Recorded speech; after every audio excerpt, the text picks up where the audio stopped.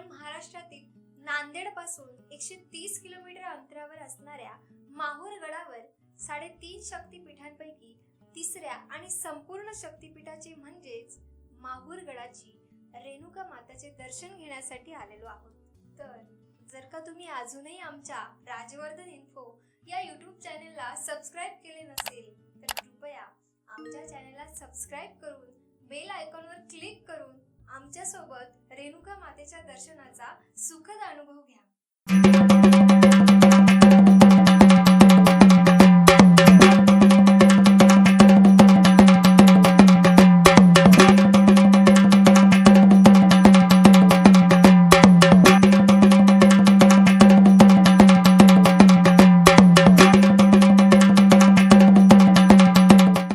तर मग चला भक्तांनो, रेणुका मातेचे मंदिर गडावर असल्याने तिथपर्यंत जाण्यासाठी आपल्याला दगडी लांबड्या पायऱ्या चढत जावे लागेल। या प्रवासात मी आपणाला माहूर गडाची एक छोटीशी आख्यायिका ऐकवते, ज्यामुळे तुमचा आनंद द्विगुणित होईल।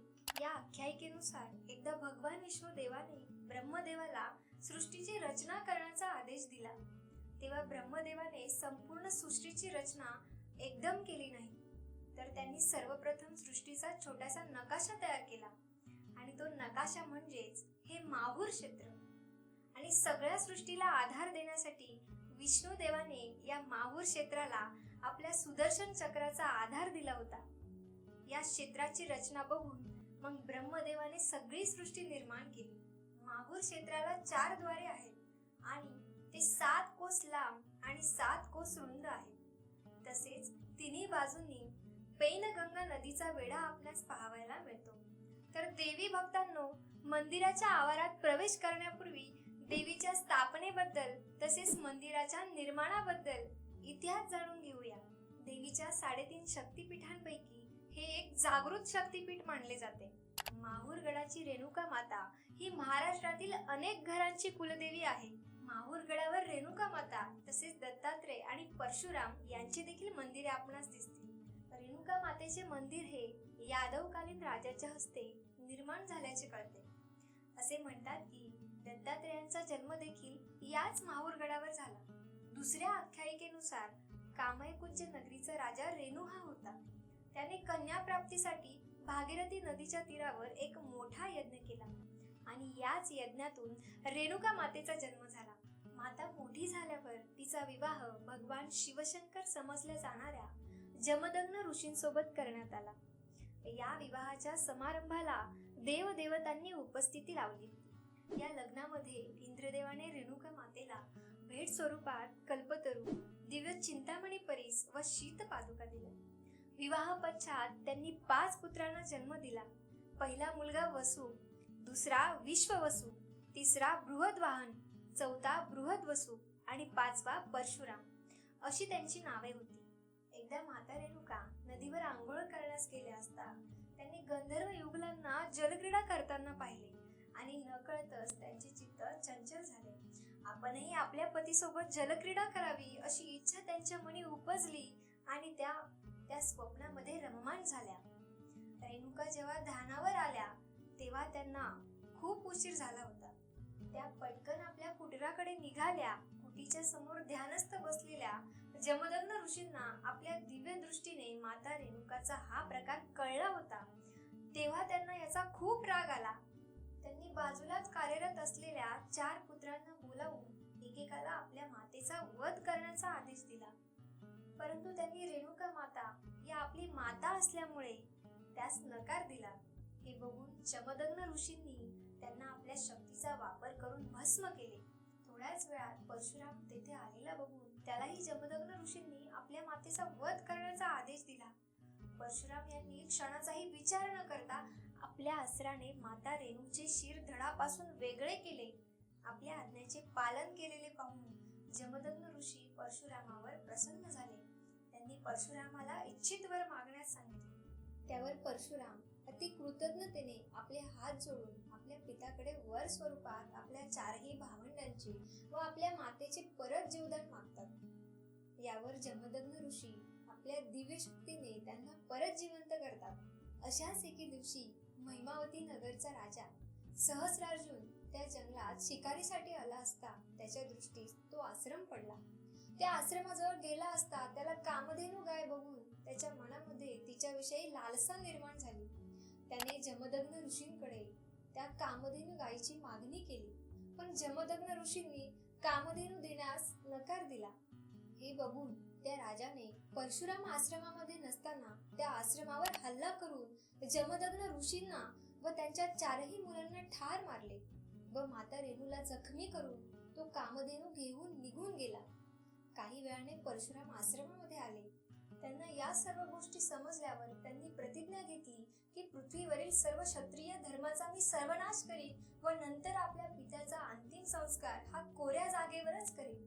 अशी प्रतिज्ञा घेतल्यानंतर परशुरामाने कावडीमध्ये वडिलांचे मृत शरीर व माता रेणुकाला बसवून प्रथम त्यांचे सर्व तीर्थक्षेत्र केले व असं करत करत शेवटी तो मातापूर येथे गेला, म्हणजेच कृष्णमलकी गाव. तेच आत्ताचे माहूरगड होय. या माहूरगडावर आपल्या माता व मृत पितांसोबत परशुराम पोहोचले. या माहूरगडावर दत्तात्रय महाराजांचे पूर्वीपासून वास्तव्य होते. परशुरामाने दत्तात्रय महाराजांकडे आपल्या पित्याच्या अंतिम संस्कारासाठी कोरी भूमी मागितली. तेव्हा दत्तात्रय महाराजांनी माहूरगडावरची कोरी भूमी दाखवली. परशुरामाने आपल्या दिव्य शक्तीने दिव्य बाण मारून मातृत्व तीर्थ तयार करून आपल्या पित्याला त्या पाण्याने आंघोळ घातली. अग्निसंस्काराच्या अगोदर जे मंत्र उच्चारले जातात ते मंत्र दत्तात्रय महाराजांनी उच्चारले. तेव्हा माता रेणुका सती जाण्यास निघाल्या. तेव्हा परशुराम खूप दुःखी झाले. त्यांचा केविलवाणा चेहरा बघून माता रेणुका यांनी त्यांना जवळ घेऊन म्हणाल्या, हे परशुरामा, जरी मी सती गेले तरी मी या ठिकाणी सर्व देवता, मुनी आणि सर्व तीर्थांसकट या ठिकाणी राहील. असे सांगून माता सती गेल्या. हे बघून परशुराम अत्यंत दुःखी होऊन आपले डोळे मिटून धरतीवर बसले. त्याच वेळेस त्यांना एक आकाशवाणी ऐकू येते, हे परशुरामा, तुला तुझ्या मातेचे दर्शन होणार आहे, तर तू काही काळ मागे वळून बघू नकोस. हे ऐकून परशुरामांना अतिशय आनंद झाला आणि सांगितल्याप्रमाणे ते उभे राहून आपल्या मातेची प्रतीक्षा करू लागले. पण आपल्या मातेला लवकर बघण्याचा मोह परशुराम यांना आवरता आला नाही आणि त्यांनी क्षणाचाही विचार न करता मागे वळून बघितले. यामुळे त्यांना धरतीमधून मातेचे मुख वरती आल्याचे दिसले, कारण मागे वळून बघितल्यामुळे माता संपूर्ण प्रकट होण्याची थांबली. त्यामुळे परशुरामांना त्या ठिकाणी रेणुका मातेचे फक्त मुखदर्शनच झाले. तर अशा प्रकारे माहूरगडावर रेणुका माता प्रकट झाल्या. येथून पूर्वेस सुमारे 3 किलोमीटर अंतरावर दुसऱ्या एका टेकडीवर दत्त मंदिर असून ही टेकडी दत्तशिखर या नावाने ओळखली जाते. मंदिरात दत्तात्रयांची एकमुखी मूर्ती असून या मंदिराला बादशाह औरंगजेबाने 40,000ची जहागिरी दिली होती असे म्हणतात. येथून जवळच अनुसयेचे मंदिर, अत्रि ऋषींच्या पादुका, सर्वतीर्थ नावाचे कुंड, संत विष्णुदासांचा मठ, मातृतीर्थ इत्यादी दत्त व माता रेणुकांच्या कथांशी निगडीत अनेक पवित्र ठिकाणे आहेत. या मंदिराची रचना वास्तुशास्त्रानुसार आहे. देऊळ व गाभारा आणि सभा मंडप अशी देवळाची विभागणी केलेली आपणास आढळते. तसेच गाभाऱ्याचे प्रवेशद्वार चांदीच्या धातूने मडवलेले आपणास दिसते. रेणुका मातेचा मुखवटा 5 फूट उंच, 4 फूट रुंद आहे. जवळच तेलाचा व तुपाचा दिवा तेवत ठेवलेला आपल्याला दृष्टीत पडतो. मातेचा मुखवटा पूर्वभिमुख आहे. रेणुका मातेने मस्तकावर चांदीचा मुकुट परिधान केलेला आहे. तसेच सुवर्ण अलंकार परिधान करून पितांबर नेसलेली रेणुका माता आपल्याला दिसते. भारी मळवट भरलेला असून मुखात तांबूळ घेऊन असलेली अशी रेणुका मातेचे रूप बघून डोळ्याचे पारणे फुटल्यापासून राहत नाही. मातेचे दर्शन घेण्यासाठी आपल्याला दक्षिणेकडील चांदीच्या मडलेल्या द्वारातून प्रवेश करावा लागतो. रेणुका मातेच्या नावाचा मंत्र उच्चारल्याने साऱ्या गाभाऱ्यामध्ये चैतन्य आणि पावित्र्य निर्माण झाल्याचे अनुभवता येते.